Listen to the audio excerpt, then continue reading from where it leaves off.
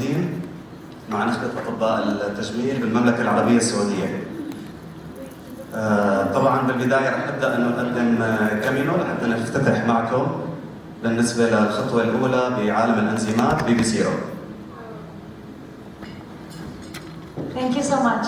I'm sorry I cannot speak Arabic other than Salam Alaikum. So I hope you understand my English because I come from Madrid, but let's try. So we came here with Dr. Boca and Dr. Shazia Ali to talk to you a little bit about the enzymes, which is a new approach to treat patients in the aesthetic field. And we're going to start by a theoretical presentation. I'm going to be talking to you about the biotechnology behind the product and the science behind the product, and then doctors will continue with the clinical part, and we're going to end up by showing you how to treat patients. So I think it's going to be very interesting. So let's start. So this is me. I work for Pbserum, and I'm going to talk to you about the recombinant enzymes, which is the main ingredient in our product. Also, we're going to talk a little bit of how they work molecular-wise and how they work on the tissue, how to use the product, how to choose the right patient, and the different indications that I'm sure you're going to find so interesting. So first, we wanted to design a product that would support professionals. So this is a new company from Spain, so Europe basically. And we are trying to build scientific solutions for scientists. So at the beginning, we started building enzymes, like making enzymes, but we didn't know what to use them for. Then doctors started to use them for aesthetic purposes. And now we are in a breakthrough, in a moment where it could be used for more potential indications. But let's just open the door and start getting to know this amazing product with amazing opportunities. So we are based in Spain and we have 3 units. We have our main headquarters in Madrid, but then we have 2 manufacturing units. One is in Albacete, where we make all of these products that we're going to talk about, but also we recently opened a new pharma unit where we're going to manufacture new products. So we are open the door to new perspectives, to new treatments, to new science, basically, to new science discoveries. So even though it's a new product for many of you, and some of you is quite recent product, it's been used for more than 10 years in the medical field, and we are present in more than 60 countries. You're going to see when doctors are going to present different cases that they come from all over the world, because there's doctors all over the world using the products, as Dr. Boca here, who came from Romania, but in Germany, in Switzerland, in Spain, of course, in Italy, in Turkey, everywhere in the Middle East, also in Latin America, it's been used a lot. So let me tell you that it has been used, it's being used, and it's just a new door to open. So I wanted to tell you that we are going to have available, we're going to launch in February, a new educational platform. It's just for doctors. So if you need more information, you can sign up. You can, you have a card in your box, so you can use the QR code just to sign up and get registered for what is coming, which is an educational platform with videos about the product, about more in-depth information, and also it's a platform that is going to grow, where there's going to be showing more scientific information, more clinical cases. So it's building up now, well, being built now.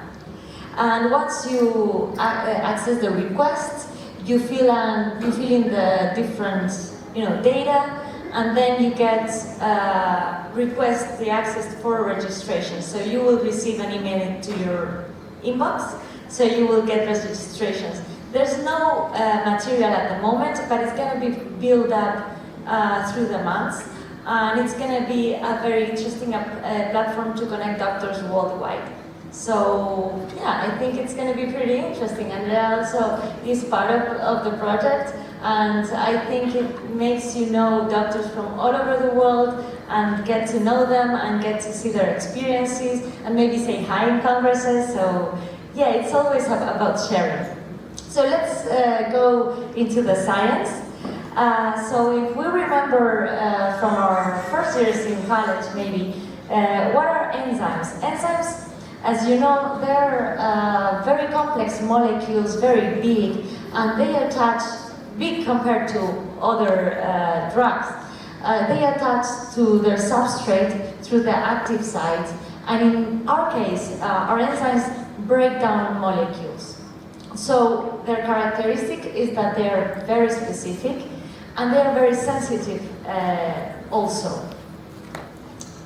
So I know you must be familiar with enzymes. So any of you use hyaluronic acid-based fillers in your clinic? Yes. No one uses hyaluronic acid fillers? All of you? Yes? Do you use them?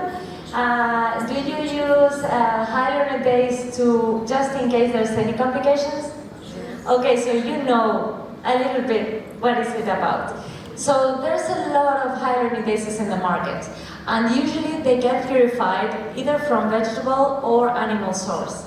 What that means is that the molecule is going to be very big, and the process of purification is going to make the molecule less active because it's going to disrupt it a little bit. So at the end of the solution, what we get is not as potent as if we get it from other sources. And it's going to be having a lot of debris. Also, we can get them through fermentation, which is a very easy and cheap way, cheap as the animal or vegetable tissue. Animal tissue, you know, you can get from a pancreas, from whatever animal, and purify the enzymes, like a lipase or hyaluronidase. But we chose the most scientifically, precise way. So we use genetic engineering to produce recombinant enzymes. They're called recombinant because we take one gene from one organism and we put it in another organism to make it produce the enzyme. And also they're going to be pure because we designed the DNA code. We moved the DNA code and we picked it just to produce that molecule, that specific molecule. We're going to have a controlled high productivity, and also we can use it for medical application because it's going to be pure. It's designed just for producing that molecule. So recombinant, as I told you, it means that we're going to take the DNA from one organism and put it into another organism. So why wouldn't we're going to be using bacterial origin enzymes. Why we don't use animal enzymes or human enzymes? So the reason is because on superior organisms, these molecules get glycosylations. And what happens if we have a very glycosylated molecule in our body that is external? We're going to get allergic reactions, right? But bacteria don't produce glycosylation, so it's going to be a smaller, purer, and just the protein. So it's less allergenic, it's safer, and also it's more potent. So it's very interesting because the smaller the molecule, the better. So what we do is exactly that. So we take the gene out of a bacteria that we chose, and we put it in a plasmid. This plasmid is going to have this DNA that we chose, and we are going to insert inside an E. coli. Why don't we use the actual bacteria from the origin? Because E. coli is very easy to maintain, it gives us reproducible results, and also it is like a tiny factory, so we can control every step of the way. We control temperature, we control how we feed the bacteria, so it's going to make life easier, and also it's more scientifically correct, because we don't have whatever bacteria, we have one that we know perfectly. And now that we know the science, what does this has to do with our lives? Because, I mean, we talked a little bit about hyaluronic acid fillers and how to get rid of them with hyaluronidase. So, of course, we produce one hyaluronidase, but why using other enzymes? Let's see, we're gonna get a very high pure product.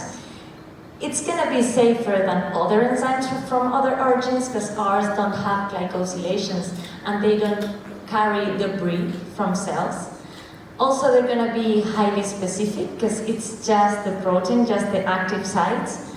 And also they're gonna be more stable because we're gonna lyophilize them. So it's, you know, quite an elegant process of making a product. So as I told you before, you are familiarized with hyaluronidase, right? Like you know what it does. It breaks down hyaluronic acid. What about lipase? Does anyone know what lipase does? It breaks down fat, right? But collagenase, maybe the least intuitive one of them, because we always want to build and have more and more collagen in our skin. Why using one collagenase in aesthetics field to treat the skin?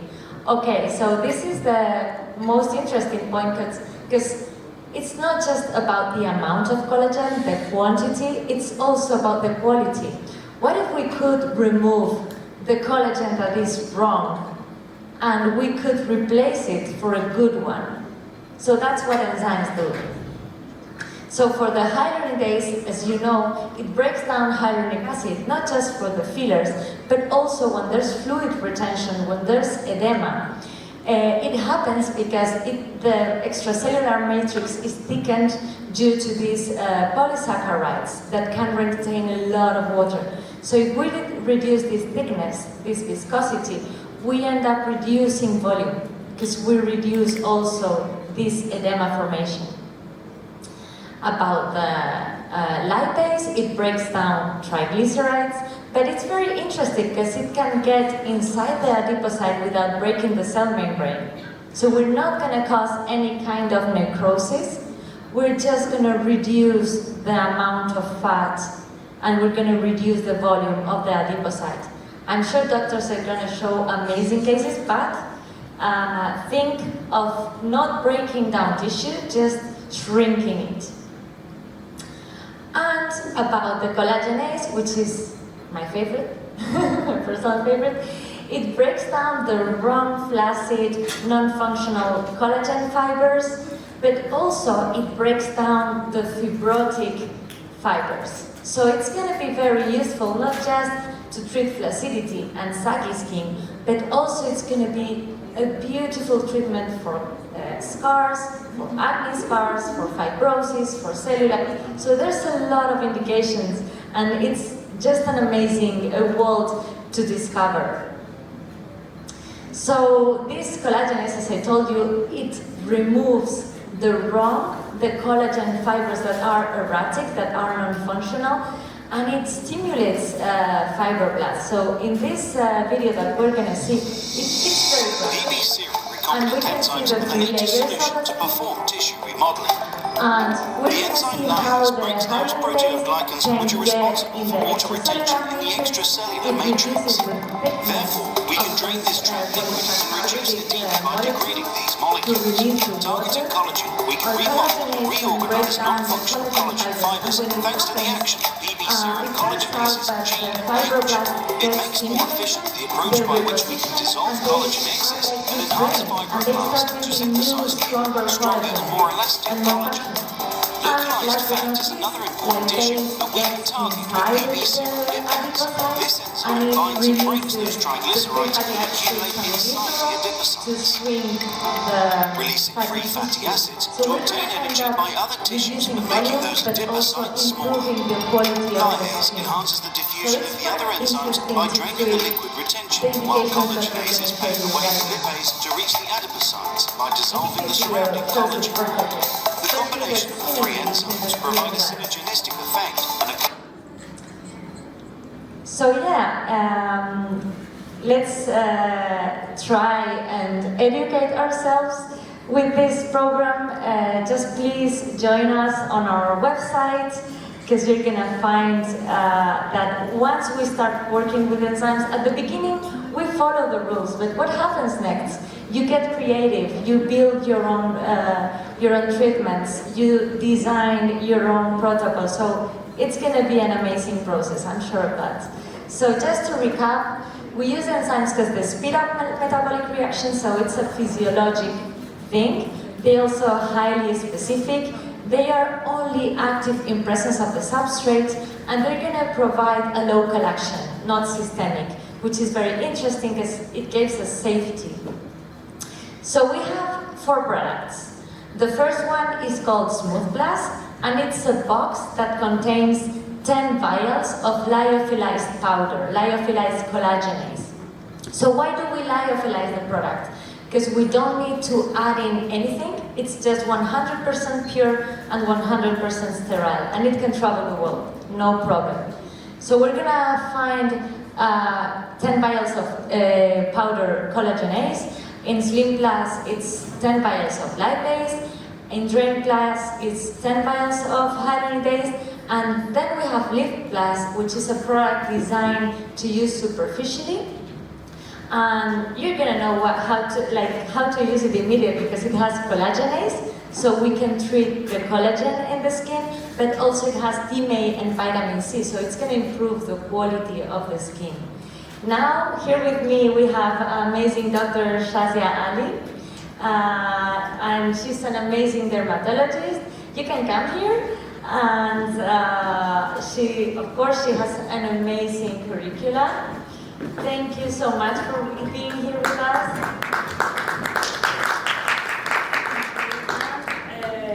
We have also Andrea Oca.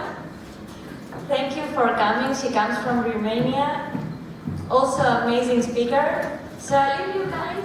If you want to give... Thank you for having me. At least on my side, it's definitely my first time here. I'm really happy to be here and discover a country with so beautiful people, amazing places, and delicious food. Oh my God, you're really, really lucky. My expertise with the enzymes goes back 9 years ago. I started using the enzymes 9 years ago. It was, right, Sanaya? Somewhere there. And I have to tell you that it totally changed my practice. Just like you, I work mostly in the aesthetic field, but I teach clinical pharmacology in the university. So for me, clinical studies, numbers, science, just like for you, is really, really important. So I need something to understand the mechanism of action, to be able to quantify my results, and to know that what I can promise to my patient for a certain amount of money, which is never little, is definitely going to happen. So I want expectable results, and I want safety. So I'm injecting, of course, like a lot of fillers, a lot of Botox, and we are trying to be as safe as possible. You know the debate, do you want to be a good injector or a safe injector? If you really want to be a safe injector, you should stay at home and sleep in peace, because if we inject fillers, we're never 100% safe. Well, I can tell you that with the enzymes, you can be really, really safe. And if you choose your patients right, you can be really, really efficient. Now, because I still don't know you and I'm just getting to know each one, please let me know how many of you already know and use the enzymes. Okay, so there's a lot of people who are still discovering them. So I can promise you that if you give them a chance, they will change in your practice something fundamental. You will have a tool in your hands that will cover the biggest number of indications with a single range of products, because this is really amazing, and we'll be sharing the presentation because we're going to be trying to show you different point of views, though we have generally quite a consensus on it. But we want this to be interactive. So because there's people who already have expertise and some of you are really big experts in your field, please help us with what we've been seeing in your practice. And I really believe that sharing is caring, so share with us. I'm always telling them that they don't pay me enough money to travel the world if I don't learn something from my colleagues wherever I go, so please help me on that one. I'm working with a lot of companies, like a lot of you are. I train for them, I speak for them. But you know that no company pays you enough to lie to your colleagues. So whatever you'll be hearing from us today is our own experience with good and bad parts.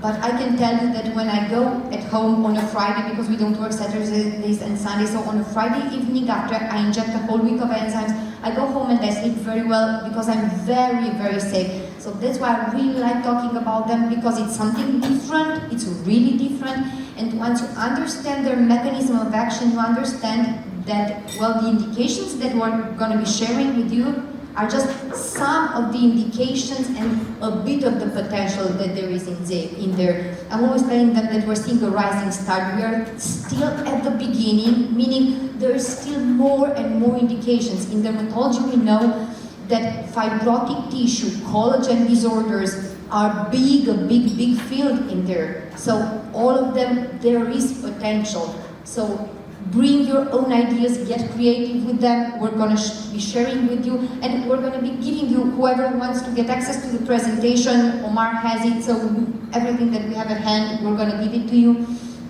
These are indications, you know, like general protocols, what we are using, and it works, but of course, with the curve of learning, you're going to be using your own cocktail, your own way, and Omar was telling me, you know, doctors don't really like the fact that you have to take vials and mix them. But there is no standard patient. Which is a standard patient? How much collagen production do I need for my double chin, and how much do I want to decrease the fat? It depends on whether is it more of a loose skin or is it more of adipose tissue. So having something that you can be creative with is really amazing because you can adapt it. So the magic is that you can call it magic, it's science. You can really adapt to each patient and look on the, I don't have a pointer, so just look over there at the indications. You see there from double chin, jaw remodulation, localized fat, cellulitis, skin rejuvenation, stretch marks, acne scars, and post-surgical fibrosis. Now you tell me one product which can cover all that. So then, of course, you have to adapt. Of course, there is no standard cocktail which will work in everyone because there are some indications where it's a matter of reorganizing collagen fibers, and there are other indications where it's more a matter of shrinking adipocytes. And shrinking is a magic word. Remember, the lipase does not break adipocytes. It does not create adipocytolysis. It shrinks them. It increases the metabolization of the triglycerides inside. So why is that better than phosphatidylcholine? You know the side effects that come along. So with the lipase, you have no of the side effects that you've been seeing with phosphatidylcholine and deoxycholic acid. Of course, we're seeing normal, local, expected events like bruising, edema, swelling. Of course, it's normal. We're injecting a substance which has local efficacy within the tissue. So of course, it will create a reactionary response from the tissue. But that's all. We're not seeing any risk of ischemic events. We're talking about allergies. I've been working with them for 9 years. I haven't seen any allergies to collagenase. I haven't seen any allergies to lipase. I have 2 patients which are allergic to hyaluronidase. And with them, because they had lip filler migration, awful cases, where we see crazy things in my country, I'm sure you see some crazy things in your countries, where it's a matter of quantity. How much, doctor? All that you have in your office, and then they go somewhere else to have to melt that. So we've been trying to switch to other hyaluronidases with those patients, and the allergic reactions got even worse. So of course there are patients on the face of earth which are allergic to botulinum toxin, to a disinfectant, to any cream, so you know all that. But think that with 2 of the enzymes, and I've been injecting thousands of patients in these years, never know allergic reactions ever with hyaluronidase, 2 of them. So of course I'm safe, of course I'm happy with them. And considering the amount of indications, then of course I have to play with the volumes a bit, because it depends how much for the double chin, it depends how big it gets. Sometimes I use 7 mLs in total, sometimes I need 10 mLs because it's a larger area. So these are protocols that you can adapt by looking at your patient. You'll be seeing up there the commercial names. Drain is hyaluronidase, Smooth is collagenase, Slim is lipase, and the Lift is the combination of collagenase with DMAE and vitamin C. Now, you can add lidocaine. You will never need a lot of lidocaine, but a bit will of course gives a lot of comfort. But a lot of us were using topical anesthesia, so putting or not lidocaine inside, that's absolutely optional. Let's stick to a maximum volume of 20% from the total mixture, or just keep in mind 1 to 2 mLs, and then that's it. Now, the technique of injecting, it's dependent on what you're aiming for. Remember that enzymes to work need just one thing. They need the substrate. So if I put lipase, I need to have fatty tissue. So if I'm aiming for that, of course I'll go deep and I go retrotracing. Why? Because I want to aim the deep fat, I want to be in the fat, but then when coming out with my needle, I need to also reach the dermis. Why? Because I want collagenase to help me. And collagenase, well, it needs fibroblasts, so I need to be in the dermis. This is the only rule, the only technique. You have to remember that with your needle or cannula, you need to aim for the substrate. That's all. So for the first indications, we're using a simple retrotracing technique. For some indications such as skin rejuvenation, stretch marks, acne scars, we use mesotherapy technique, very simple. If we're looking at fibrosis, well, we go into the nodules and inject. So wherever you have the tissue that you're aiming for, there's where you need to place the product. It doesn't get more simple. What if I'm placing it in the drum space? Remember, I have hyaluronidase inside which will help me spread it. So even if I'm not in the perfect plane, it will still reach, but the more specific, the more targeted I am, the better the results. So except for that, wherever, keep in mind, it's totally safe, even if I'm not exactly at the 1 millimeter point. The patient profile, well, you can inject any patient after 18, of course, but keep in mind that if I want my collagenase to work, I am dependent on the ability of the fibroblast to produce it.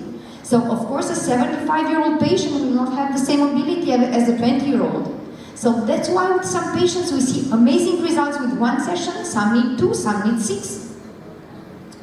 Then the BMI. This is not liposuction. We have here surgeons which are experts in their field. They do liposuction and they see amazing results. So a patient who's a candidate for liposuction is not a candidate for enzymes instead of liposuction. Of course it can add, because how many of you after liposuction, you have that one small area where you have just a bit of fat left. Perfect, that bit can work very, very well with injecting enzymes, so you don't need to go again in the cannula. Then, if you think obese patients, definitely that's not the aim. It's about small, localized areas of fat. We're talking about a simple injectable procedures. So always pick your patients well, and you know by now, because you're all providing excellent results. To provide an excellent result, I need an excellent patient for that. And looking again at the indications, I know that some of you have already been injecting. I know that most of you injected for double chin. Is anybody in here who injected for any other indication than double chin? Yes, please. Fat at the jawline. How do you see the result when you use it for profiling? Because for so many years we're just putting on fillers, creating these humongous faces. But what about taking off some of this extra volume, because that's what we want. We want an elegant face. Now patients take profile pictures with social media. Everybody's crazy for a perfect profile. Does that mean I just add an amount of filler to design a jaw which is not really there, a mandibular angle which is created by fat? No, let's first melt, let's first create tension in the skin, let's remodel the tissue, let's create some collagen, and then of course I can then add on hyaluronic acid. We use it for any other indication. Now, look in here, it's impossible in one day in the office to not have patients which definitely need this. Now, for some of the indications, you do have other alternatives as well. But let's look, for example, at post-surgical fibrosis. Which other option do you have in your hand which will not create further fibrotic tissue, which will just slowly help you remodel that? So for some of the indications, we can say we're pioneering. For some indications, it's one of the options, but it's definitely a totally safe and affordable option. And reproducible, because then they say, well, for the aging skin, doctors, how many sessions do I need? I hope you will need many, because I want you to live for many years, but your aging will never stop. So I hope you keep coming for remodeling your skin many times. What's the advantage? It's simple, it's injectable, it's local, it's of course not painless, but no serious side effects associated. We're going to go through the indications and I'm going to leave the expert with you to talk to you about double chin. Alright, first of all, good evening everybody, and thank you for joining us. So good to see such friendly faces and colleagues. So more of our lectures, more of interactive talk for us. So as when Andrea was checking that which is the indication that most of you use it for, the double chin was at the top of the list. And that happens in my practice also. So I'm going to put a little bit more emphasis on double chin compared to the rest of the indications, and then we're going to move along. So when we talk about double chin, we are not just talking about double chin. When people come to us for double chin treatment, actually they are thinking in their mind and over-deliver. If you say I'm going to do it in 2 sessions or 3 sessions, and you can't take them where they want to go in 3 sessions, you're going to be in a bad place. Treatment is usually done at every 15-day interval, and the combination, the holy grail, we have already sort of shared with you guys. Depends on what you want to do. If you see there is more fat, then use more lipase, like 2 lipase, 1 hyaluronidase and 1 collagenase. And if you see there is more skin redundancy and there is fat, then you can add 1 more collagenase. Instead of 1 collagenase, you can have 2 collagenases. So this is all logical treatment. Nobody can teach it to you. You're going to build your own protocols. This is a general guideline, and it works quite well actually, by the way. But you can always do something in the second session, you say, okay, I'm going to change it. And reconstitution is again, mostly we recommend between 1.5 to 3 cc of saline, and each bottle has to be reconstituted separately, and then you can mix them in a syringe. Don't mix them all together from the beginning because they are delicate enzymes. And of course for pain you can add lidocaine in there. And when you're injecting for the fat content, of course, it has to be deep injection. And think about it, when you're mixing lidocaine, it's going to increase the range at which the product is going to spread, because lidocaine does that. It increases the rate at which the product is going to spread. And then, of course, we're going to have hyaluronidase in there, which is also going to increase the spread of the product. So you're going to get, even if you inject whatever way, you're going to get a quite homogeneous treatment. But for me, I think about you're building a tower. Inject a big bulk at the bottom, then retrograde, come all the way, and then finish by injecting a little product into the dermis also, and a little bit subdermally also. Markings are as such. This is a general way if you're just treating the middle triangle of the superficial fat. But in real life, it never happens. I usually ask the person to look down, and if I feel that there is fat here, I inject the site also. I just mark the whole area into 1 centimeter little squares, and I inject in the middle of each square. And as I go along, the pattern and that, which I follow changes. So these are few cases which have been treated. So you can see the first photograph, which is treatment 2 weeks post first session. And you can see a good, I would say, 15 to 20% reduce in bulk. This is really, really nice. And if you go, the last one, the last picture is actually 3 months after 4 sessions. And you can see that actually the bulk, which was bulging down, has been reduced. But does she have an ideal jawline? Not really. You can see the jawbone quite clearly, but the chin is still recessive. So there's always work to be done. So it's not that just you're going to use one product and you're going to have perfect result. And the faster we understand that, the better doctors we become. This is the same patient, which is showing sustained results. So in general, most of the people they ask say, if I do this treatment, how long is it going to last?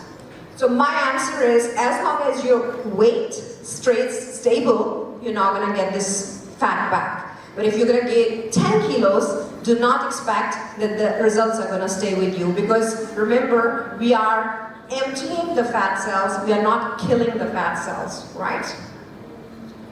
Here's another result, which is actually 2 weeks after 1 session.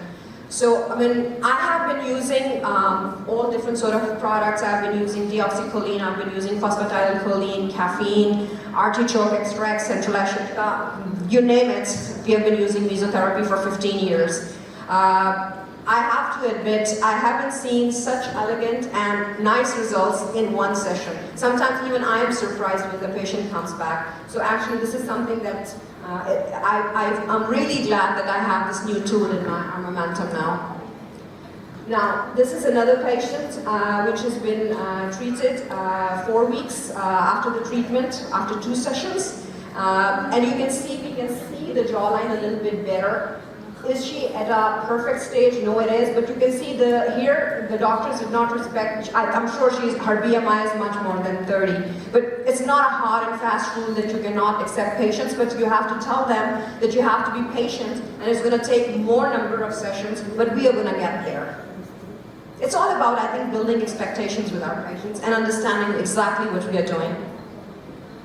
Here's another case where 2 sessions were done, and then followed by 1 session of lift. And here you can see the results are a little bit more elegant because we have a little bit more skin tightening. At the same time, if you can see, the size of the chin is a little bit more, so it has added to the results. So adding to understanding what beauty is and what you're trying to create helps us get where we need to get in a more aesthetic way.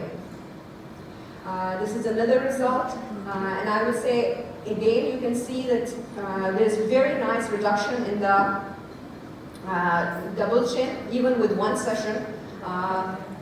Can we get this kind of results in 1 session? We can get lucky, yes, if it's a very concentrated, big amount injected at the same time. But I would say keep your expectations very, very average and always undersell. So now we're going to come to jaw definition, and I'm going to ask Andrea to come in. Yeah, but we're going to have to bring, you know what, we're going to have to bring the mouse because we're not having a pointer. No, but we can use the box, whatever. Yeah, we post it from here, it doesn't matter.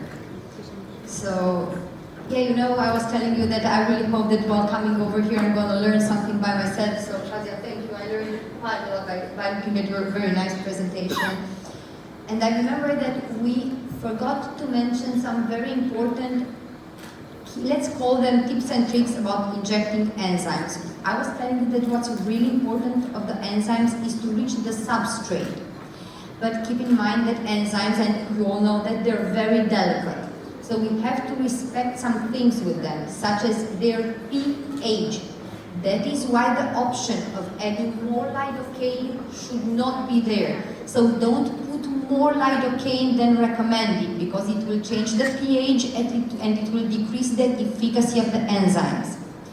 Rule number 2, the temperature. Temperature is essential. Enzymes work very well at normal human body temperature. And in the lab, it has been proved that further increasing the temperature up to 39 to 40 degrees further increases their efficacy. But then over 40, it totally drops. So if you consider combining treatments with machines, for example, who uses Morpheus? Does anybody use Morpheus here? Okay, so there are devices, not only Morpheus, that's one example, which increase your body temperature a lot. Of course, it's excellent to combine them with enzymes, but do the device, do the treatment, and wait until your skin temperature decreases below 40 degrees. You can use any way to measure body temperature, that so many devices nowadays. So that's another very important point. And on the other hand, remember, you cannot put cooling pads, no method of cooling the area at all, because if you increase a bit the temperature and you're at 39, 40, perfect. But if you cool it down and you start cooling it to 36, 35, then it totally drops efficacy. So remember this in your office, because maybe your assistant would like to put a cold pack to decrease the discomfort, never before enzymes. And also tell this to your patients when they leave your office, because many go home and they're like, oh, it's swollen the area, let's put something cold on it. And well, you're lucky to live again in a very nice country, so you don't have minus degrees outside. But like in my country in winter, we really have to tell them to go outside with a big fluffy scarf, because again, cold temperature is a big problem.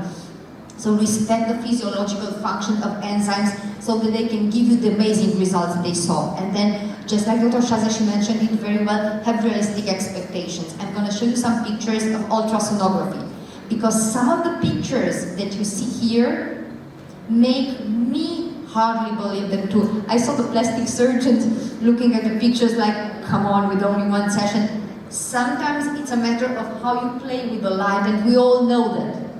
You put the light up, you put the light down, you put the chin up, you put the chin down. So definitely enzymes, I promise I wouldn't be standing here if not because we all make money in our own clinic. We don't have to travel to make money. So if I'm here in front of you, it's because I really believe in them and they're really good results. But this magic of one session, which looks like liposuction, don't sell on that. Hope for that, but come on, promise realistic expectations. I tell my patients when they ask me how many sessions, average 3 sessions, but maybe more. You, my dear patient, will tell me when you're happy enough with the result, because if with one session you see results, then they come back. Doctor, can I have some more? I really like the result, but I would like to further improve it. And then there you go, why not? But be realistic with them. Now, starting with the double chin story and looking into the aging process, you know that we age through many mechanisms. We have bone resorption. What do you do about it? We compensate with fillers, well, collagen induction, fat, etc. You have fat redistribution. It leaves the upper and middle third and gains in the lower third. What do you do about them leaving a certain area? You compensate with the same soft tissue fillers. What do you do about the accumulation in the lower third? There you go, big place for the enzymes. And then you have the third process, the loss of collagen and elastin fibers into the skin. It doesn't forgive anybody. What do you do about it? Of course we have alternatives. You can do Morpheus. We can do other things. But think about that when you're targeting both the fat gains of the volume gain and the skin quality, you can target both with one single product. So that's the big advantage, and it's simple, injectable, and totally safe. So we're not telling you this is the key for every patient and it's the only one. No, but it's a really good option. Because when you have the malar fat descending, and when you have the jaws appearing, and the double chin, they're all coming together, well, all these areas, with the cocktail, you can target them and inject all of these areas with just local, minimal discomfort. The cocktail, generally, we're using equal quantities. Why? Because we had, well, extra fat and skin issues. But if you see that the fat excess is really small and is more of a skin quality issue, of course you can put 2 collagenases and just 1 lipase, or vice versa. So this is the good thing. You look at your patient, you palpate, and you decide. And you prepare your enzymes on the spot. I know it's 5 minutes more consuming, but never prepare them before. Because enzymes, the moment you prepare them, so you turn them from a lyophilized form into a liquid form, from that moment on, their efficacy starts decreasing. So they have to be injected right away. You cannot do half cocktail on one patient and then other half on the next patient. No, right away on the same patient. So that's why don't create excessive dilutions. Don't dilute them for face in 20 mLs. You don't want to create a balloon. 10 mLs is more than enough. But yeah, again, then dividing with more patients, no. Concentrate and give them all to the same patient, because then you see really, really good results. And again, the price is really decent. Number of sessions, it depends. When do I have to repeat them again? When you don't like the appearance of your face. Will it stay stable? Plastic surgeons, they do facelift. Will it stay stable? No, because guess what? You're going to keep aging. Your bone tissue will keep disappearing, your fat will change, everything is constant. So as long as God gives you years, the more you inject, the better your results are. Why is it awesome? Because it's very simple and it's not taking you away from the daily lifestyle. You're going to maybe have some small bruising that you can cover with foundation. Now, how often? It says here every 2 weeks. Minimum distance 2 weeks. Keep in mind that if we look at the collagen production, the no collagen production keeps going on for 1 month as an average, right? 3 weeks and going on. So the more you space them and you give it time, the more enzymes give you their whole value. In my office, I call my patients once a month. Just how often do you do it? Some people are on a clock, so I go every 15 days. Those people who are not on a clock and they're on a budget, I do it once a month. Yeah, I do the same. Like, of course, if the patients, they have a wedding or I don't know what is on the clock, so there you go, you squeeze it out. But if not, give it time. The more time you give, the better results you see.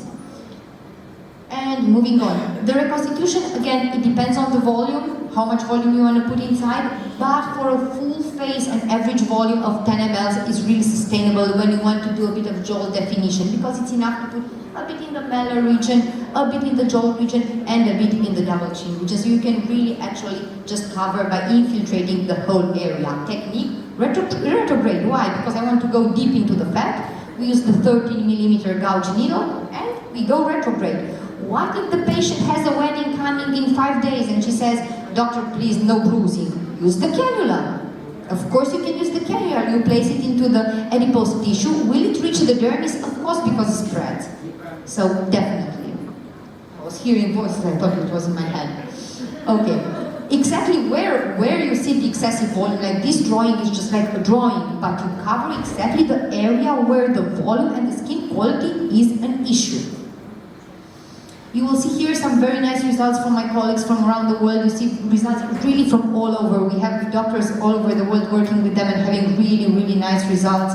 And you see here some more. Of course, it doesn't have to be a monotherapy. It works as a monotherapy as well because you see really nice results, but yeah, then you can improve them with machines, with any devices that you have in your clinic, with adding on fillers, with adding on Botox, just like Dr. Shesa, she told you, it's a big market. And of course, guys need it as well, because we are not only women are unlucky to go through the aging process, guys as well, in a very slow way, but they also age.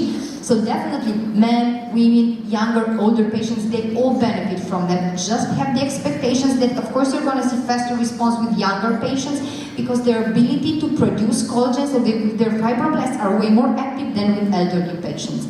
And then, of course, it's a matter of genetics. Some patients will respond faster than others. And then it's a matter of the patient, how much goodwill they have. Because if my patient, in my country, we have a very bad diet. We eat a lot of fat and a lot of pork. So, of course, in Romania, we eat a lot of sessions because they leave my office and they go to have a nice big chunk of pork for dinner. Of course, if they live on Mediterranean diet, then my results will happen faster because the patient has a healthy lifestyle. So lifestyle is essential. And especially in the first at least 1 to 2 weeks after the treatment, diet is fundamental. Tell them enzymes are expensive, water is cheap. So drink your 2 liters of water per day and try to cut on carbohydrates and fat at least the first days after the procedure to give enzymes a time to work in the tissue and not eat the fat from your blood because you're bringing too much out there. And now we're going, just like you see the fat on the face, it works exactly like that with the fat on the body. The big issue that we are having with the fat on the body is unrealistic expectations. So this is no treatment for obesity and this is no liposuction. But with realistic expectations and of course higher quantity of lipase, here we put an average of 3 vials of lipase, we can target larger areas as well, such like the ones that we see on the body. Get creative, above the knees, on the arms, a bit on the belly, of course not a big belly, on the flanks. With large areas like big bellies, you do see some results, but in my practice, if I offer to my patient a 10 to 15% improvement on a big belly, she will be like, yeah, maybe there's something, but I don't really see anything. Yeah, because you're a candidate for liposuction. So don't ruin your days with poor results. Aim for the right patients and you're going to have really, really nice ones. When I inject, I use the thumb rule. Though my thumb and the doctor's thumb, they don't have the size equal, the thumb is roughly 1.5 to 2 centimeters. So every thumb I inject, I put my thumb, I inject, put my thumb, I inject, put my thumb, I inject, because then I have quite an equal distribution and it's very simple. I don't have to take a ruler and start measuring. So the thumb rule works quite well. And we inject again deep all the way to superficial. Why? Because we want skin quality as well. Always want to increase skin quality as well. So look, the bra area, which a lot of patients mind, bellies. Of course, some patients need 2 sessions, some 3, some 4. Look here with 6 sessions, amazing results. But yeah, 6 sessions, it's not magic. It needs time and it needs quantity. And also tell them to never forget about lifestyle. To me, this is almost like a magic result with 1 session, so let me not really be sure about maybe the patient being on a strict diet. So if this patient, she was on a strict diet as well, then I can believe it. But again, have realistic expectations and sell realistic results, not the one patient where everything went magic. Yeah? Just about the case that was before, it was a patient, the one with the belly, it was a patient who couldn't go through liposuction. So the doctor just tried enzymes because he couldn't. And if the patient maybe combines a healthy lifestyle, puts a bit of exercise and a bit of diet, you do see results. Some patients just cannot go through surgery, so yeah, you have an option for everybody. That's why with choosing, that's a right candidate. A patient cannot go through surgery. You have to offer them something. It doesn't have to be monotherapy. You can associate it with Vela shape, like maybe non-invasive machines, or with more invasive body type, Morpheus, whatever comes to your mind. I have a thing about Morpheus, it's stuck in my head today, I don't know why. So, look at the bananas, we call them in Romania banana region, in the thighs. Look what changed. It's really, really nice what we are seeing. Small details that get improved a lot. But don't believe in single sessions. We do need multiple sessions with the patients. And now we go to a topic that touches almost all of us. And there you go, doctor. All right, so I will be covering cellulite. So cellulite has many names, and all those names actually help us understand the situation a little better. It's also called liposclerosis. So that means there is an element where fat cells go berserk, and at the same time there is some sclerosis going on.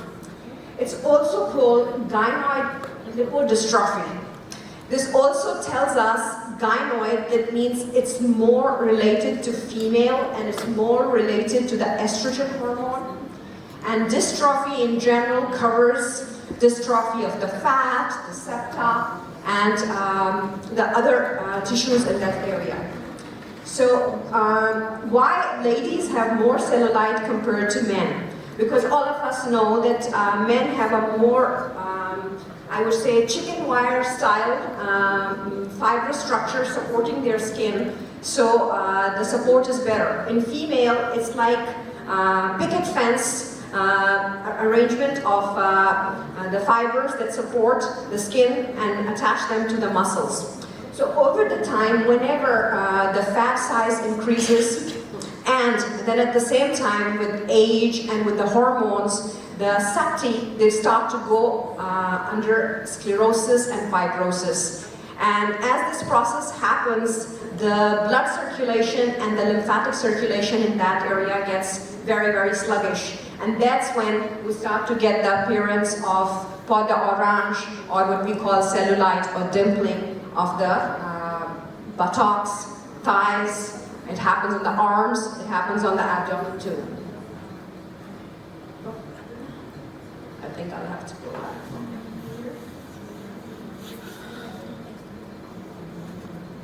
So there are different stages of cellulite. I'm not going to go into the depth because we are going to try and wrap it up as fast as possible, because we have a lot of interesting stuff to cover, but it's a lot. We could actually spend a whole day on cellulite, but I'm not going to do that. So in cellulite, as we said, that we have 3 or 4 different things that we need to target.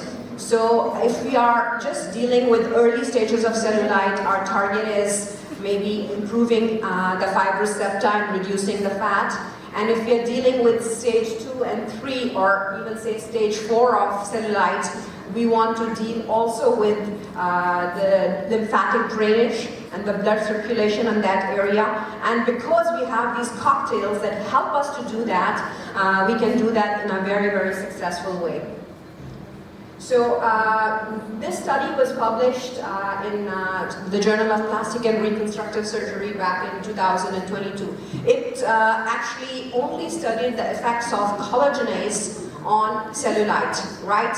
And in this study, they had a big cohort of patients in which 400 plus patients were injected with collagenase. And then another 400 were used as a placebo-controlled group. And they tried to see how much improvement did they get. And in the collagenase group, they got statistically significant results in which at least 36 to 39% of the patients did have an improvement in cellulite.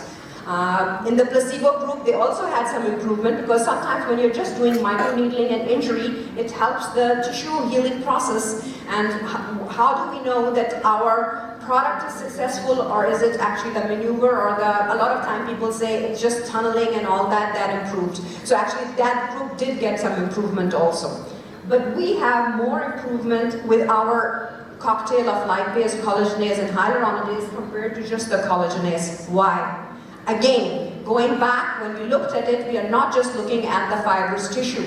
We are looking at abnormal fat cells. We are looking at edema. We are looking at aberrant blood vessels that are coming in. So normalization of the whole tissue is going to yield much better results. So if we inject our cocktail, that's why I keep on telling the Pbserum enzyme people that we have to publish our work and we have to put it on ground, that if they got 36% improvement just with collagenase, how much improvement can we get when we are actually logically treating, and we are treating the fat, the fibrous sclerotic element, as well as the edematous element.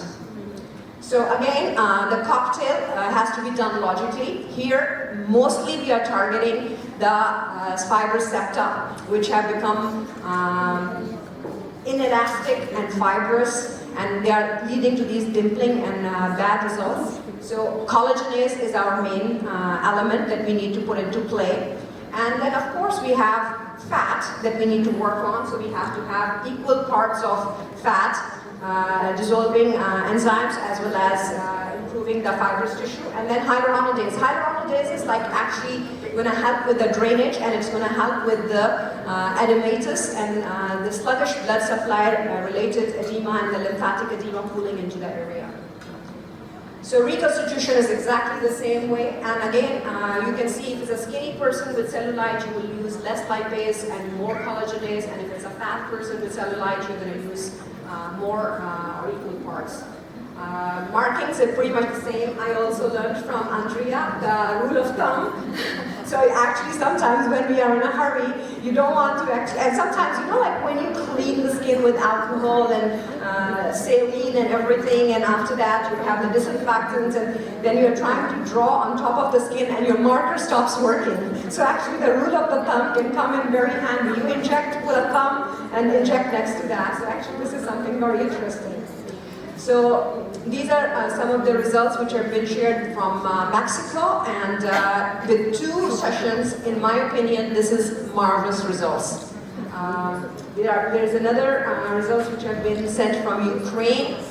This is after 6 sessions, and you can see the amount of smoothness. See, a lot of people, they come to us and they say, oh, I want to do cellulite treatment. And a lot of times they don't know by cellulite what do they mean. Sometimes they want liposuction. They want the area to be smaller, and they say it's cellulite. So first of all, whenever we are talking to our patients, we need to talk about the size, and then we need to talk about the skin appearance. And in this, if you can see, actually, some people don't want to reduce the size, right? A lot of people are doing fat injections for the buttock augmentation and stuff. So actually, with this, you can tailor-make your cocktails, and you can do the treatment where you don't want, you can break down some of the superficial bad fat, but you don't actually have to reduce the size. But sometimes people want the size to be actually reduced, where you can do that at the same time. Actually, I love these results, and in 6 sessions, I think this is beautiful. And here's another set of results in which we see hard sclerotic tissue. And sometimes, you know, like when you're seeing that kind of look while the person is standing, it is quite an advanced stage. And we have been doing all different type of treatments. We have been doing microneedling with RF. We have been doing cutting of the fibrous septa with the needle and stuff. But we haven't been able to find something which we can say that, yes, I'm happy with the results. But finally, I think we have something here where we can actually say that I'm really pleased with the results, because they are homogeneous and global results. The skin is improved, the dimples are improved, the whole in general, I would say even the shape is improved. So now we're going to talk about, I think this we already talked about in detail. We're going to talk about acne scars, and I'm going to throw the ball back at Andrea. Sorry, that was Spanish.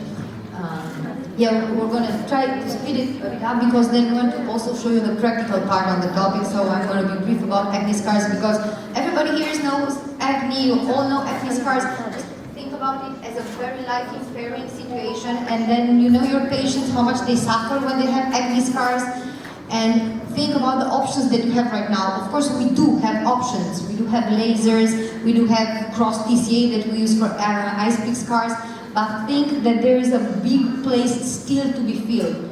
So if we look at ice-peak scars, we have realistic expectations they will never really go away. Just like cellulite, it will never go away, we're just improving. But improving means a lot for a patient. Think about a teenager who looks like that and who's managing to switch from a grade 2 to a grade 1. So improvement means a lot. And in rolling and box scars, we see a humongous improvement with the enzymes. We have to admit that with the ice-peak scars, the improvement is small. So it is with any other option that we have in our hand, but with box and roll scars, we do see a lot of improvement. And well, of course, the more severe they are, the more impressive the improvement, but also for the mild ones. Suction device to check how much of the skin firmness is there, because firm skin will be sucked and then released, and hard skin would not be sucked. And they noticed that with the DMA formulation, they found the skin firmness increased by many, many folds. So this is another proof that we need to see that DMA actually works. It's not just a hoax, or it's not something in our heads. So this is another study. I mean, I know all of us, we believe in, everybody knows the role of vitamin C, but sometimes we need to read about it, and we need to see, and we need to investigate ourselves. Are we just throwing it in just for the heck of it because we're creating a big basket, or does this active substance has a role in this particular cocktail or treatment that we are doing? And vitamin C also is proven, and I'm not going to go into the details of that. Again, when you're talking about lift, we inject it like mesotherapy in a capillary form. How many number of sessions? Like we already established, as many as it needs. And the reconstitution is pretty much the same. It's a little bit different because we have the two bottles. One is like a liquid and one is a powder. All you have to do is mix it up and add a little bit of lidocaine to it. Here is, I think, some results which were shared by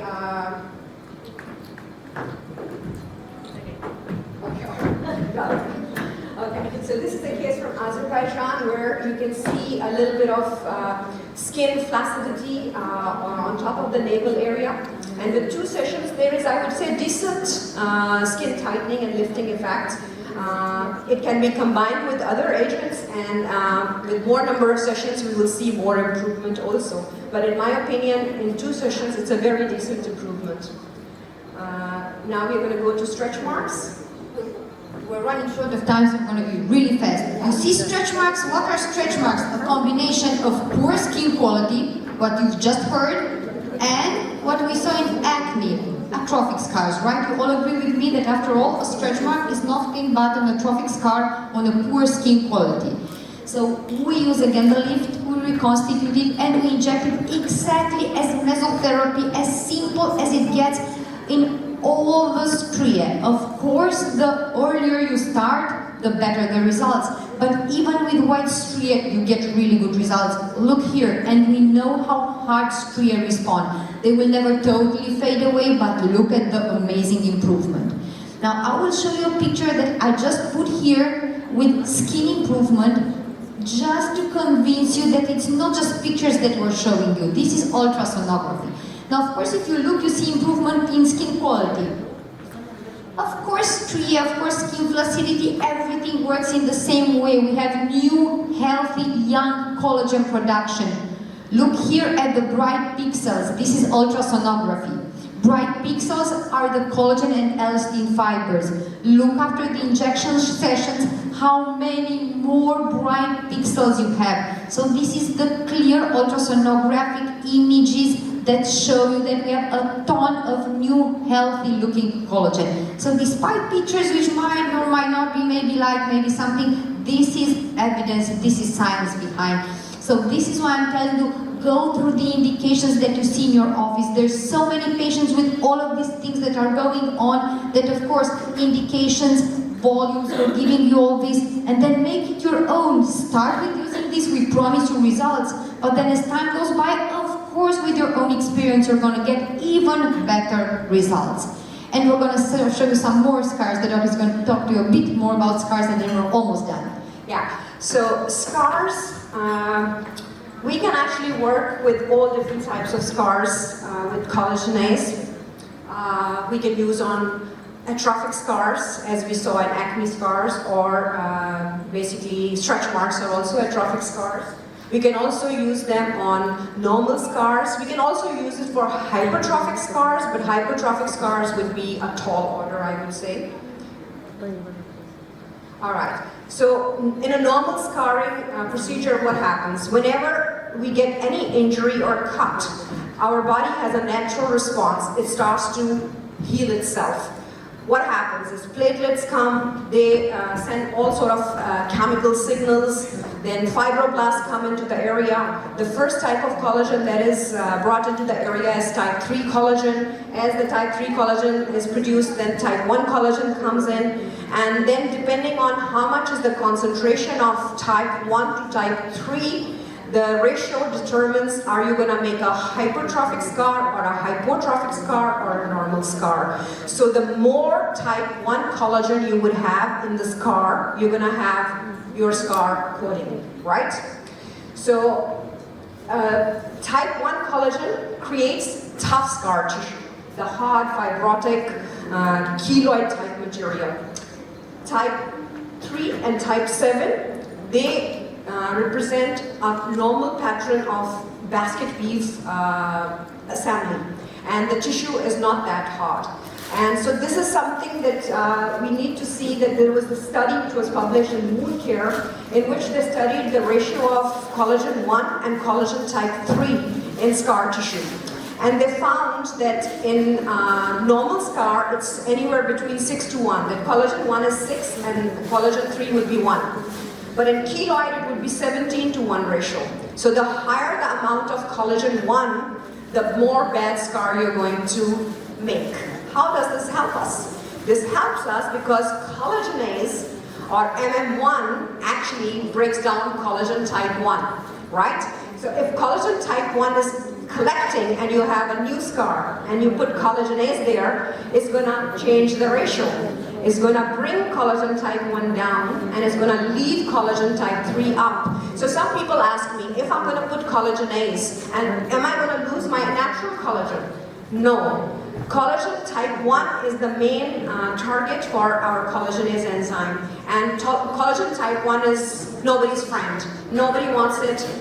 It needs to be gone. And that's why we use collagenase. The more collagen type 3 and 7 we will have, the better and more normal this tissue is going to look. Another thing, this is a very interesting study which is published in 2011 in Cells and Tissues. So basically they did a study and they saw that higher the concentration of type 3 collagen, diminished the concentration of type 3 collagen was in a wound, it attracted more of the myofibroblasts. So fibroblasts are also of different types, and there are different types of fibroblasts that produce different types of collagens, right? So the more the myofibroblasts are going to come into the area, the more harder keloid-like tissue you're going to produce.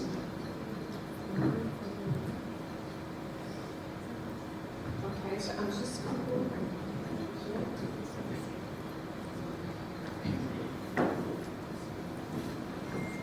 All right, so this is one study which was published where they treated the keloids with collagenase and used compression for that. Multiple sessions improved, I would say, a certain amount. So keloid is not our target scar here. If you want to treat keloid scars with collagenase, most probably you'll have to do some sort of resection, then use collagenase with it so that the new scar that forms, because a lot of times, I do a lot of keloid surgery also, and the keloid goes right back. So if you can do a surgery and you can add collagenase, you're going to produce new collagen and you don't have to do the surgeries over and over again. So this is something that we have to keep in mind. Keloid is not our target here. Dupuytren's contracture is an interesting medical condition which has been treated with collagenases, and here they treated the metacarpophalangeal and peripheral interphalangeal joints, and they were able to release the contracture by anywhere between 40% to 42%, right? So again, what is the target? Our target is scar or the type 1 collagen, right? So we'll be using, of course, more of collagen. We'll be using hyaluronidase just to make sure the product spreads around and there is no edema and the area drains really, really fast. Lipase, do you really need to use it or not? That would depend on, does the scar has area around it which needs to be debulked? Then you, of course, will use that. Reconstitution is pretty much the same standard that we talked about. Here you can see, the scar is improved and why the lipase was used. This is basically just one slim and one smooth. In 3 sessions, you have very good improvement in the scar. Here's another treatment of scar, which is kind of like a burn scar. With 4 sessions, you have pretty decent improvement here. This is a post-surgery facelift scar. This also with, I would say, it's not gone completely. Of course, it needs more treatments, but we have very decent improvement here also. But burn scars, they are actually something very interesting. Burn scars usually lead into contracture and they debilitate the person and you cannot move where the scar is. So even if we can debulk the scar and the person can get the movement of their limb or movement of their body part back, I think that is adding a lot of value to your patients. I have been treating few patients who have burn scars all over their face. I didn't have enzymes at that time. I was using fractionated CO2 laser. We had decent results, but nowhere as close to what we can do right now. So it is definitely a blessing to have in our momentum now.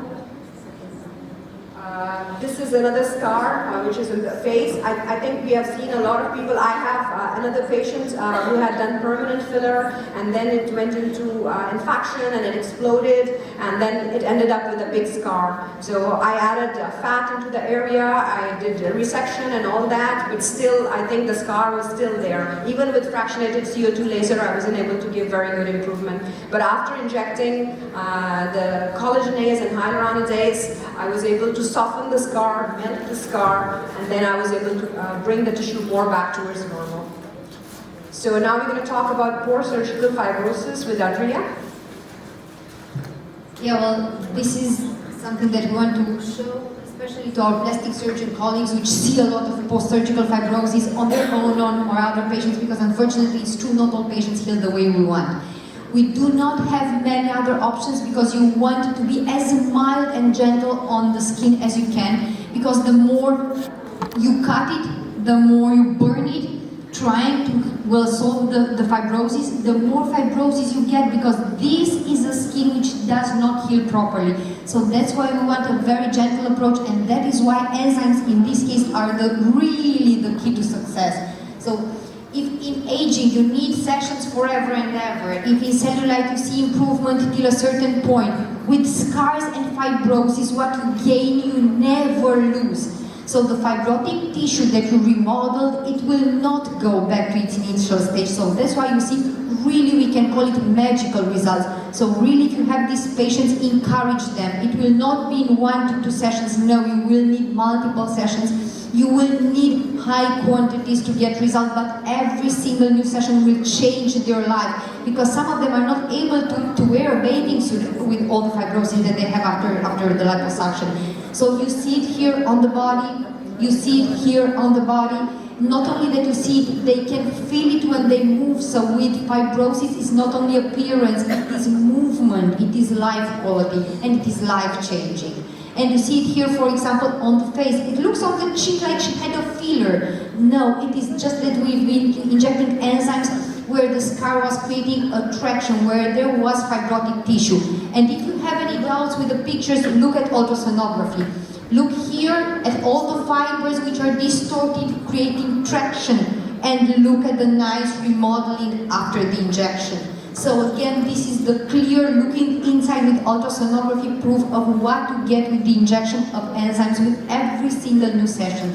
So that is why we are standing here, that is why we try to bring you science. There is not a lot of literature out there, but there is clear proof that these are doing something else that we were not seeing before, and we are holding a different tool in our hands these times.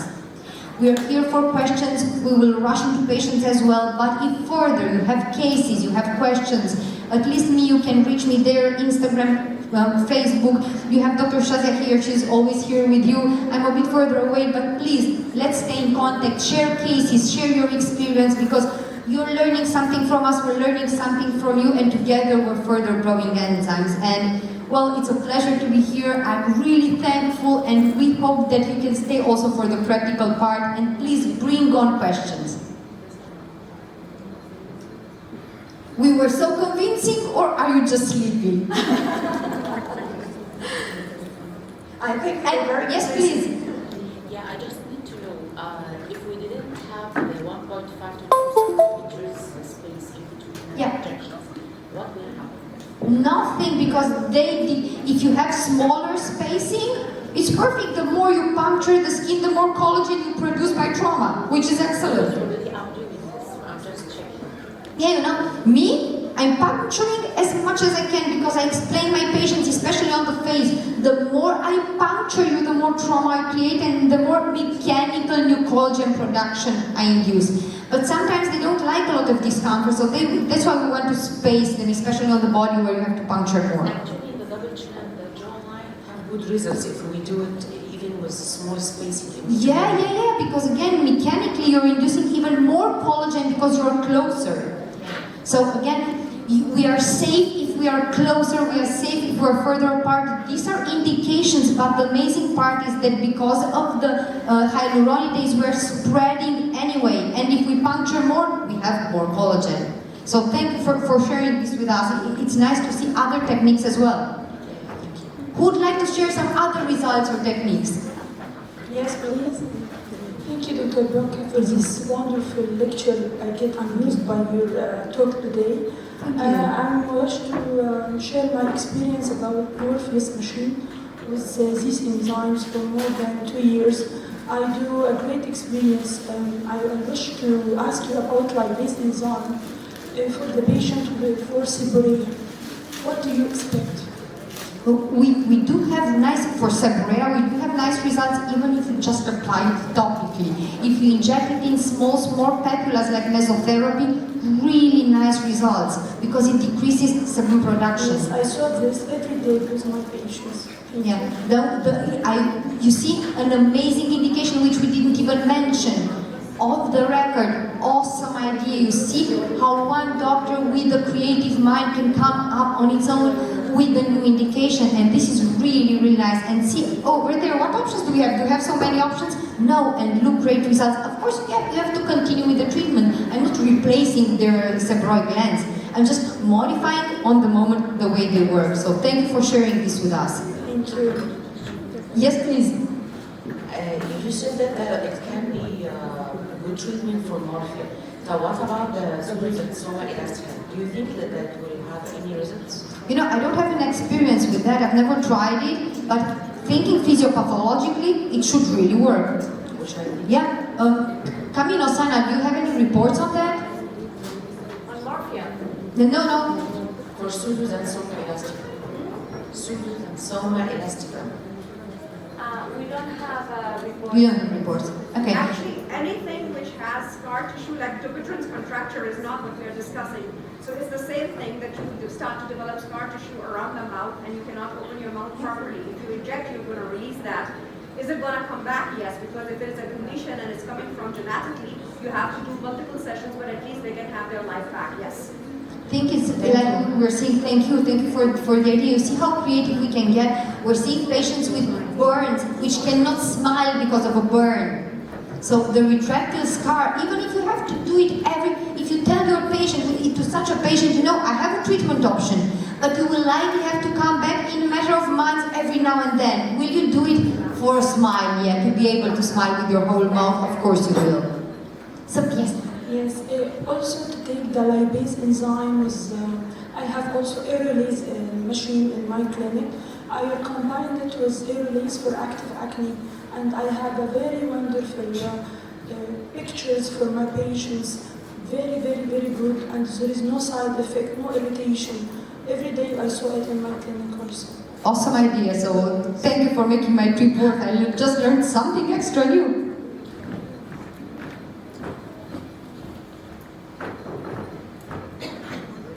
Thank you, Doctora, for your lecture. I need to ask you about your experience in hypertrophic scars.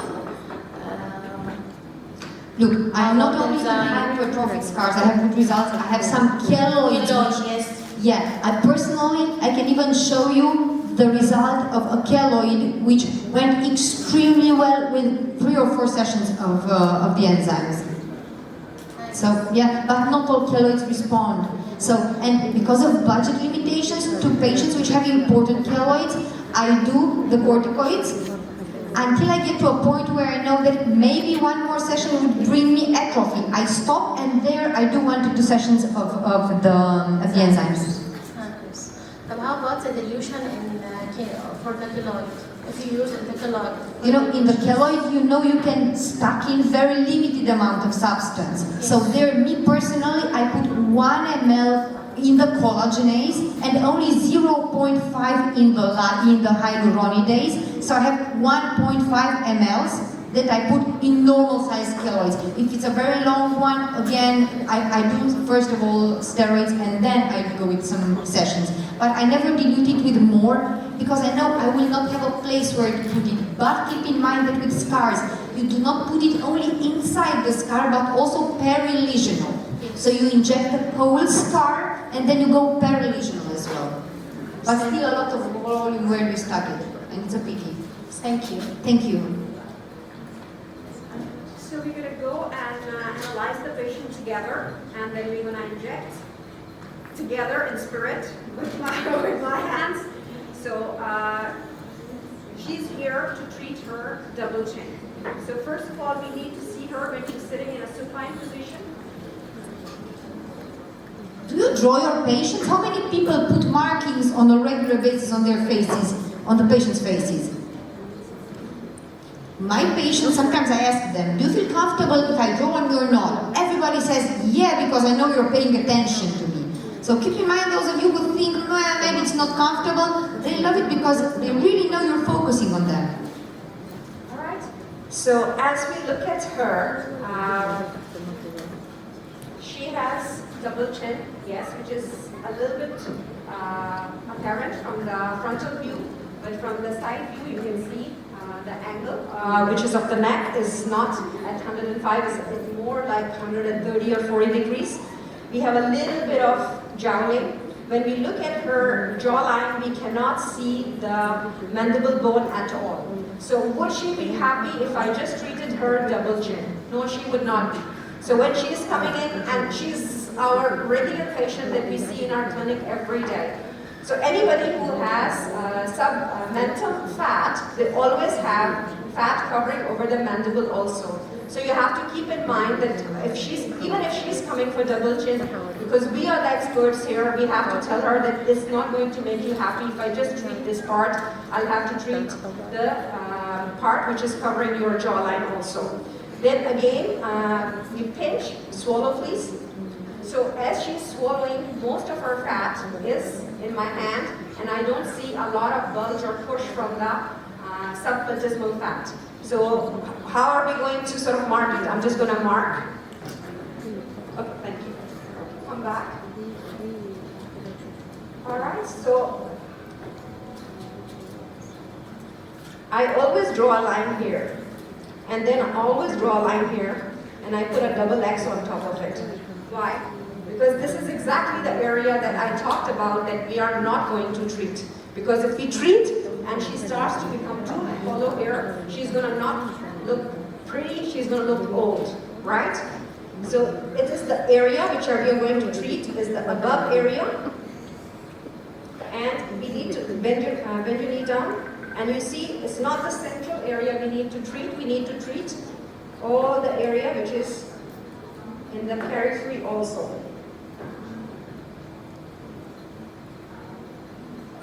So is it going to be 2 lipase, 1 collagenase, and 1 hyaluronidase? Because we are dealing with a little bit more fat, we can increase the amount of lipase. Exactly like there is no hard and fast rule that we're just going to use 2, 1, 2 or 2, 1, 1, right? So I have the cocktail already ready here. Injections are very, very simple as we talked about before. We'll be injecting deep, I would say 0.5 ml, and then we're going to be injecting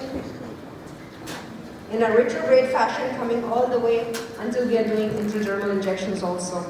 I can even use the rule of thumb, which I just learned from Andrea, which would be helping me, to go a little bit more faster, right? Is anybody injecting with a cannula for the double chin? See, sometimes you use it, especially when you want to be sure you're not bruising, because the truth is with the needle, yeah, of course, there's a risk. So there's an event or something. Of course, with the cannula, there's a bit more discomfort because they really feel the movement of the cannula and everything. But you know what? It depends on the patient. So again, the magic, you can use both. Exactly. So when you're injecting with the cannula, you go into a deeper plane, inject and come back. And then you go into the intermediate plane, inject and come back, and then you just go under the skin, grazing the dermis, inject, and come back in a retrograde fashion. So there's so many ways to reach home, and there's so many ways to skin a chicken, right? Sometimes we are afraid because, the plastic surgeons, they do facelifts, so they really see the platysma and everything. But we as dermatologists, we don't see it. So a lot of times I get the question, how do you know if you're puncturing or not the platysma? How do you know your plane? How do you know your depth? Of course, the thickness depends on the patient, but we are talking on an average of 1.5 at least, up to 2 centimeters from the skin to the platysma. So if you want to do an advanced technique and go below, you really need to take the 13 millimeter needle and stick it in with all your strength in the middle, where, as you saw very nice, the drawing with the 3 types in patients which have it a bit apart, it gives you a space.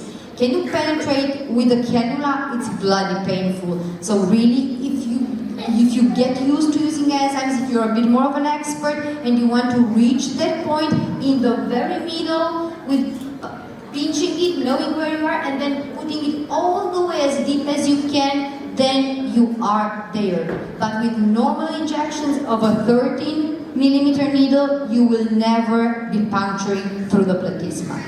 Why are we a bit afraid of the platysma? The plastic surgeons can tell us we have very important mandibular nerve there, we have important vascular structure, so definitely you wouldn't like to create an important hematoma under it. So retroplatysmal fat is really for experts, but think that as an average we're talking about 30% versus 70%, so the majority of the fat is pre-platysmal. It's just about communicating it to the patient that there is an area of fat that you cannot reach with the enzymes. So they know and they have realistic expectations. You see, she's not even blinking. It won't be the case with the acne scars. So when we are injecting and targeting the fat, those of you who already injected the enzymes, when we are in the fat tissue, it is minimal discomfort. When you are intradermal creating papules, such as we do for the acne scars or for skin rejuvenation, then it becomes definitely more unpleasant, and I totally advise you for those cases to put numbing cream before, at least half an hour before, put the numbing cream. It becomes more bearable. But in this case, look, nothing. Not even hematoma. See in the right hands how everything goes really smooth. What's really important is to really cover the whole area, have a good assessment, have good expectations, not hope that one session will give you magical results. Any questions? If you have any questions. Sorry. Anybody, any ideas, any suggestions? So we are that clear and that convincing that nobody has anything to ask. Okay, then we're moving on with our patient, and we thought that the next case to be something different, we're going to be aiming for the localized body fat, and we're going to be having a patient with cellulitis, so to be a bit more complex and to aim for the body also. And then we're going to be having one case of post-acne scars, because that's something also that we see a lot. So we're trying to diversify. But if then, when we're done with the 3 cases, there is somebody who would like to stay a bit more, see something else, please let us know. We're totally open about it. Yes. We have a question. Somebody wants to talk to us. Thank you. Thank you, doctors, for amazing lecture. Dr. Shazia mentioned that she afraid from injection of the area above hyoid bone. Yeah, right, doctor? Pardon? You mentioned that you are afraid from injection of the area just above the hyoid bone. We should avoid it. Yes. So why you suffer from injections of the same areas in the face?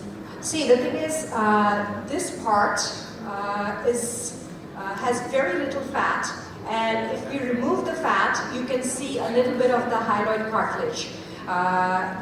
In very skinny people, you can see that, and if you remove too much of the fat, it makes the person look a little bit older. So I have learned from my own mistakes, and I used to do liposuction for the neck also before. So when you remove too much of the fat from this area, it's a very unpleasant look that we get. So you need to remove from here and leave a little bit cover here. Because after removing, then I was thinking, how am I going to cover that? And then I was taking fat from other areas and putting like 1 to 2 ml of fat in this area. Because this area, if it is empty, it doesn't look good at all. So that is like a lower parts of the neck also. Yes, you can inject on top of, as a rule of thumb, we do not like injecting on top of the thyroid because either energy-based devices or anything, I usually avoid treating anybody on top of where the thyroid gland is. But around the area, if you feel that the area is bulky, you can inject small amounts. But the major bulk of your injection would be where the major chunk of your fat is, right? Okay, so we have another question here. What will happen if we inject the muscles? What will happen if we? If we would inject the muscles. Okay, so nothing will happen if we inject the muscles.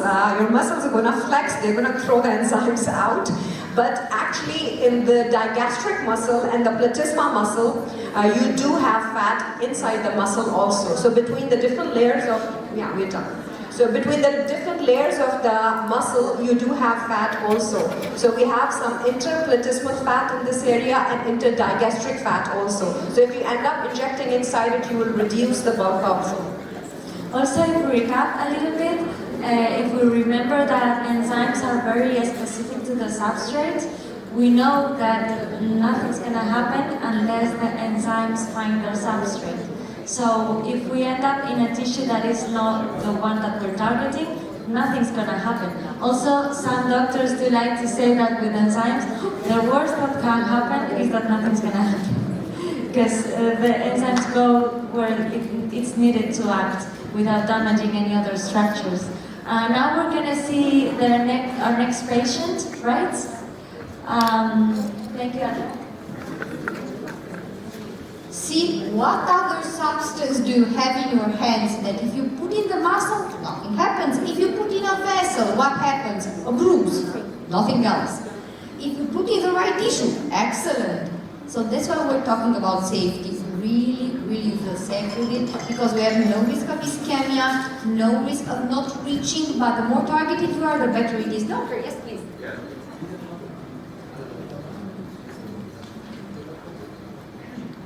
You have used it around the eye for back, to get back on the eyes. I knew that question had come at one point.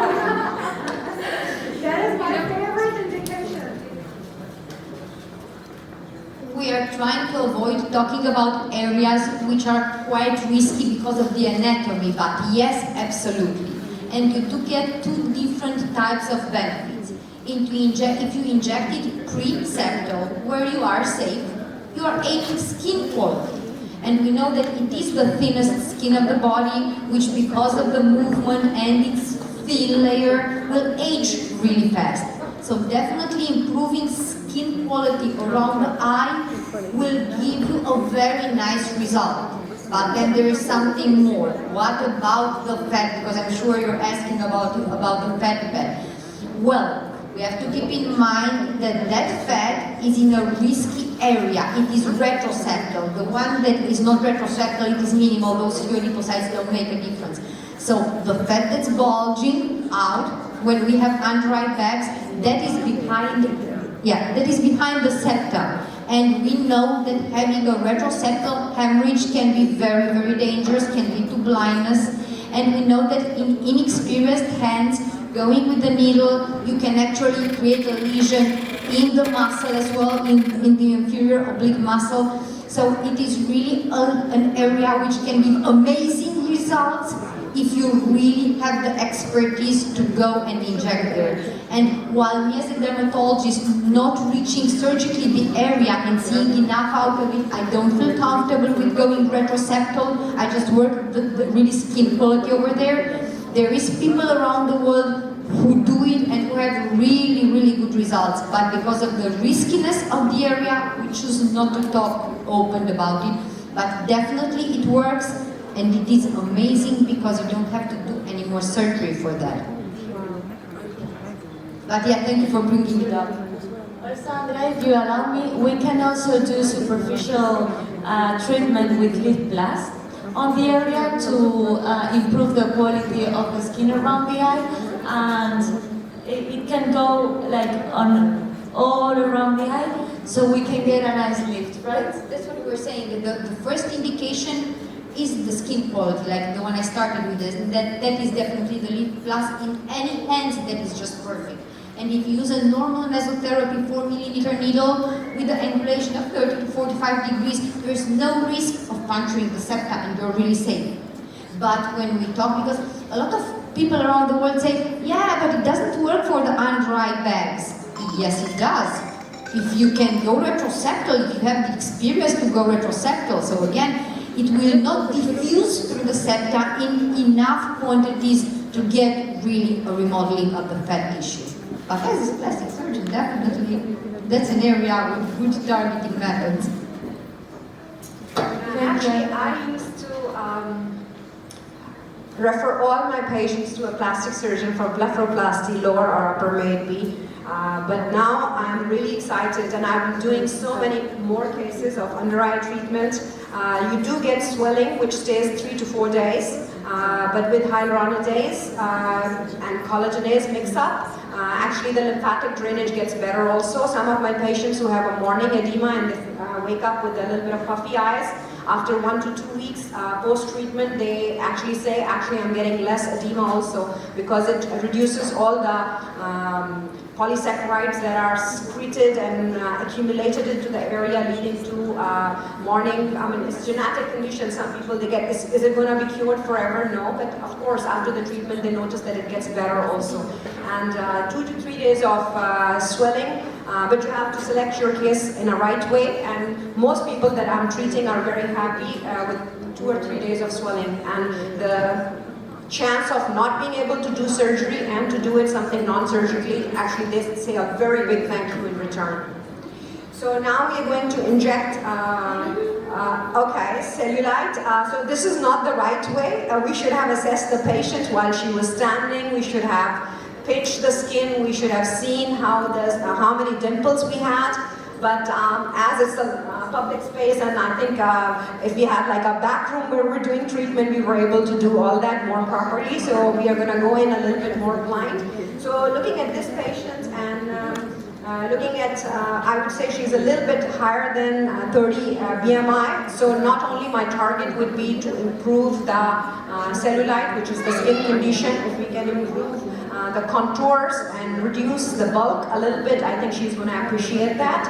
So that's what we're going to do. We have already, when we were injecting the face, we were using the 1 cc syringes with the 30 gauge needle, which was, I would say, 13 millimeter. Now we are using 3 cc syringes. And actually, when you're injecting with 1 cc syringe, it's less painful if you can get those. And usually what I do is I have like the 20 cc big syringes filled with my cocktail, and then we keep on taking them with a female to female connector into 1 cc, and we keep on injecting. But it takes a little bit more time, but it's a little bit more less painful and more easy on the patient.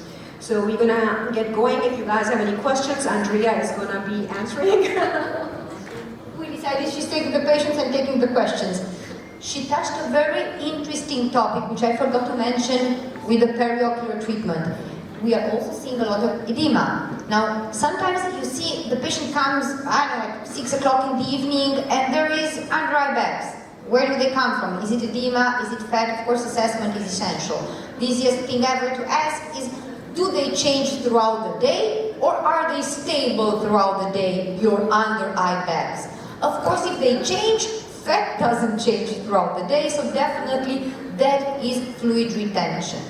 And if in a case with fluid retention, we go through methods like plasma pen, plasma things, burning, anything that creates a lot of trauma, we are creating more swelling, which distends the skin more, where because of the impaired skin quality, we are ending up with more skin than we had before, so poor results.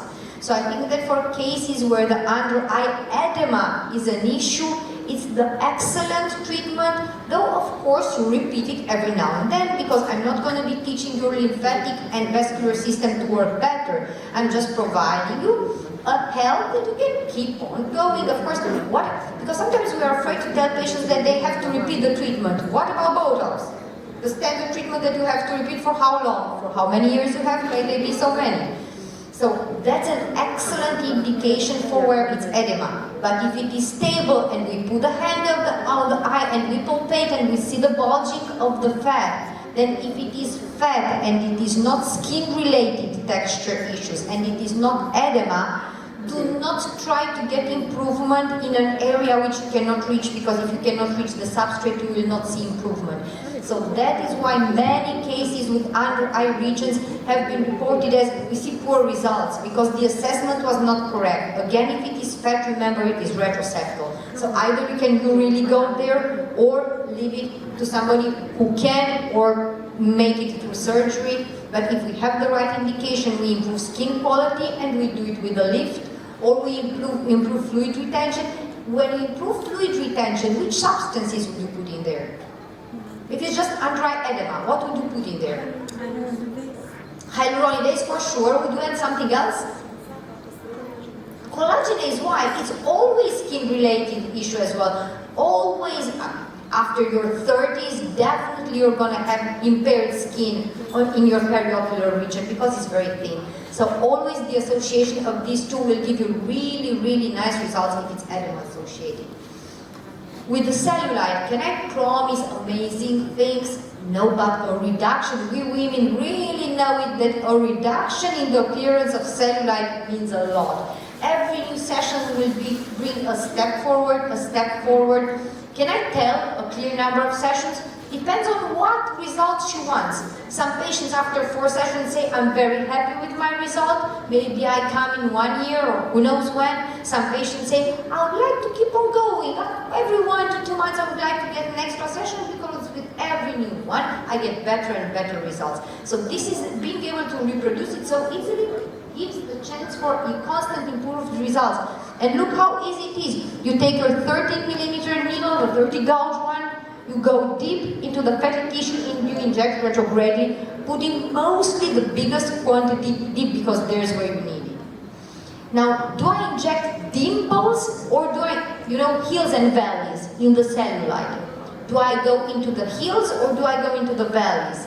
With the cocktail, I get the improvement of both, so I get everywhere. Why? Because in the hills, what's the enzyme that helps me? The lipase.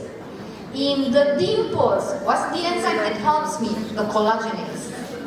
Which is the enzyme that helps me everywhere, because it's also a draining issue? Hyaluronidase.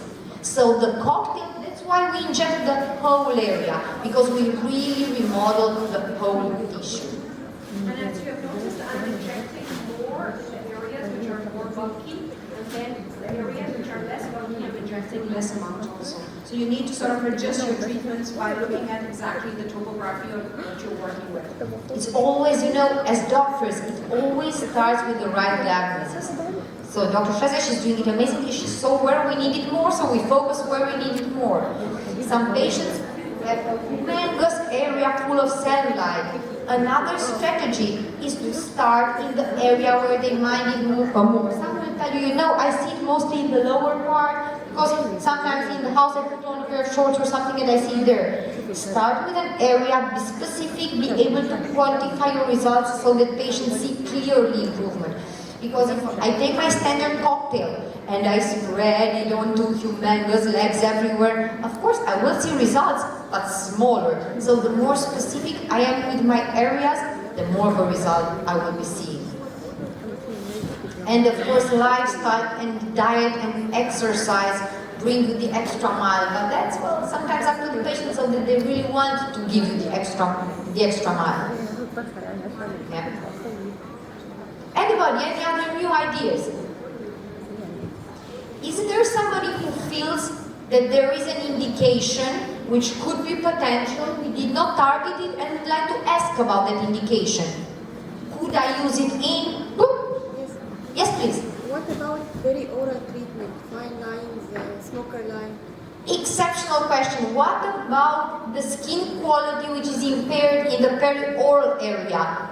We have options, right? We can put in fillers. What's the down part of fillers in the perioral area? You start resembling more and more a monkey. That's the truth. You get the volume which distorts it all. So why do we get the benefit here? We're not adding any volume. We're putting our own fibroblasts at work, breaking down the old distorted collagen fibers, really just remodeling tissue with no excess. So excellent indication and excellent idea. Of course it's a bit unpleasant, but we put on numbing cream, but excellent results. Yes? Maybe by the lift or what? Sorry, say it again? Maybe by which product? Lift blush? Which product would you use? The Lift Plus, definitely. Definitely. Because I yeah. magic results in the neck. It gives Can somebody guys jump into the microphone? I'm sorry, I have trouble here. I usually use the lift plus in the neck area, not neck in the jaw definition and the upper part of the neck, not adding the slimming, not about like bonus, about the lifting effect. It's only magical. It's really like if you just work skin quality, it's better always for skin quality to use the Lift Plus. Don't forget we have Divine inside, so we have a bit of tanning and lifting effect. So it's all the cases are very satisfying. Look. So maybe the perioral area it's also really good. Yeah, and imagine when you're targeting the area, it's just a bit of few more points, so you don't even need to add a lot of extra substance. So thank you for sharing that you also see good results. So you see, what I think is magic. Many things are really nice about your country, but what I think different from mine, where we have the same people, same color, same phototype, same everything. In your country, you see a lot of variation. So that's why I'm asking you, what do you see? What do you see? Because you see different ethnicities. You're treating different patients. So the fact that each one of you is saying, I'm seeing results, is really big. So we really have to say, where are you guys? Thank you, Pbserum, for a great product. Really, we're having, we have to prepare it. We have to put our minds a bit at work. How are we gonna make our own perfect cocktail? If we don't want to think about it, just take the pre-made indication there because it's gonna work. But look at your colleagues which are using them. Already everybody's getting results. We didn't hear one single, who can, don't be shy. Who can say, I tried it for something, it didn't work? Please. No, I tried it and it worked. Good, that also. For myself. I tried it for dandruff. I'm trying to use lipase for dandruff and Pbserum in the eyelid because it's called very, but it does not work. I never tried it, but that's creative. I really like you're incredibly creative. Anyone who tried a specific indication, say, I tried it, it didn't work. Expect failure to be a part of our everyday life. It's true. Why? Because sometimes you look at the patient and you say, wow, great results, and the patient goes, I don't see anything. Because sometimes when I look at myself in the mirror, I'm the one assessing myself. And sometimes, for various sad reasons, when we look in the mirror, we don't like what you see. And that's not objective. So don't get discouraged when results are not there. Sometimes they're there, the patient is not seeing them. Sometimes you need more sessions. Sometimes we just need to reassess. So of course there will be a small percentage, like we see with everything, but it's really an incredibly small percentage. And with side effects, you can really sleep well. Yes, please. I wanted to ask you a question, Andrea, because I heard that in some cases when there's lipase transference into the face, it's very difficult to take it away. because sometimes it migrates or it moves.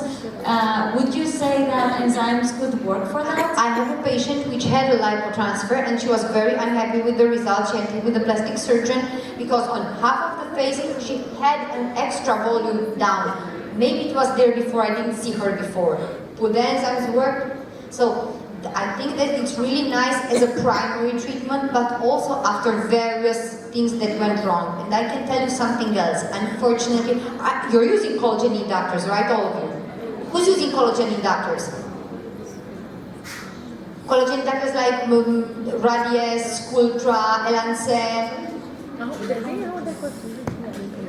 Honestly, we're between friends. Who till now saw a case of nodules?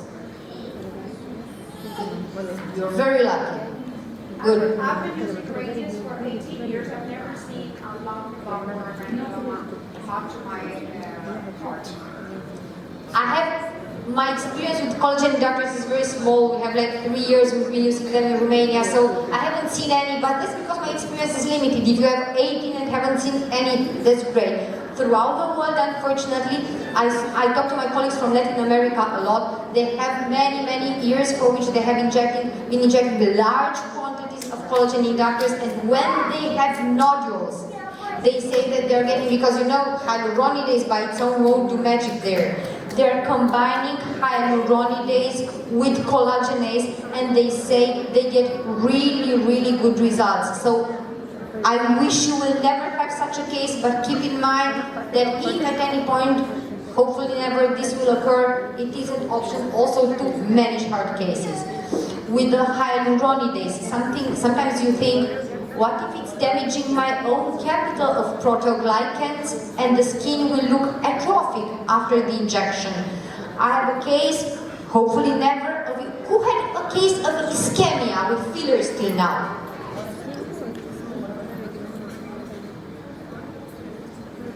Dr. Jair is one of the key opinion leaders on complications in Mexico, and he says, oh, you didn't have it till now, be ready, it's coming, nobody escapes from it. At one point it will be there. Okay. Now for those cases, if it's a large area, we had a case in Romania where she cannulated the labial artery with a cannula while injecting the lip.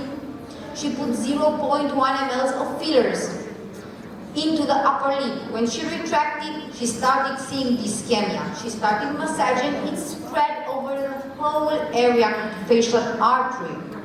We have injected over 3 days. She came with a patient, I'm from Cluj, to my city. She came to my office. She was afraid to inject by her own. She was a beginner doctor. We injected over a matter of 3 days. I don't remember if it was 10 or 12 vials of hyaluronidase. I have the case here with me if you want to see it. The patient looks perfect. There is no sign of any skin quality impairment. Andrea, can I ask you a question? So when you're working in your clinic, I'm sure that you combine Pbserum with other treatments. Like, for example, I don't know, biostimulators or threads or fillers. So what would be your advice in the order? Like, would you mix and match, or would you start with the enzymes? Because in the cocktails, most of the times, we do put hyaluronidase. At least me, I keep 1 month distance from enzymes and fillers, because I know that hyaluronidase needs time to work. I want it totally out of the picture. So when of course there are patients which go out and then I make a compromise of 2 weeks, but me, I always start with the enzymes. Why? Because I want first to decrease the lower third volume and remodel